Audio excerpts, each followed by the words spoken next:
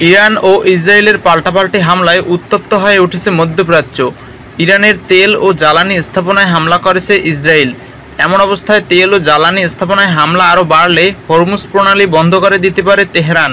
যুক্তরাষ্ট্রভিত্তিক গবেষণা প্রতিষ্ঠান centre for international পলিসির জ্যেষ্ঠ বিশ্লেষক সিনা তুসি জানান, ইসরায়েল যদি ইরানের তেল ও জ্বালানি অবকাঠামোতে আরও বড় ধরনের হামলা চালায় তাহলে ইরান হরমুজ প্রণালী বন্ধ করে দিতে পারে। এটি হতে পারে তেহরানের চূড়ান্ত প্রতিক্রিয়া। অবশ্য হরমুজ প্রণালী বন্ধের বিষয়টি বিবেচনায় রয়েছে বলে ইতোমধ্যেই জানিয়ে দিয়েছে ইরান।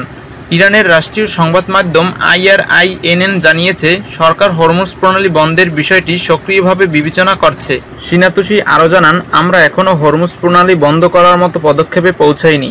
তবে আজ ইসরায়েল ইরানের দক্ষিণাঞ্চলে একটি গ্যাস ক্ষেত্রে হামলা চালিয়েছে।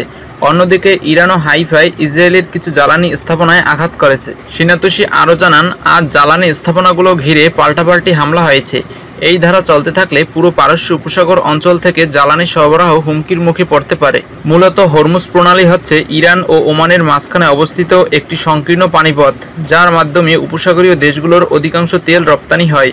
যুক্তরাষ্ট্রের জ্বালানি তথ্য সংস্থা EIA এর তথ্যানুযায়ী বিশ্বের মোট তেল চাহিদার প্রায় 20% এই পথ দিয়ে পরিবাহিত হয়।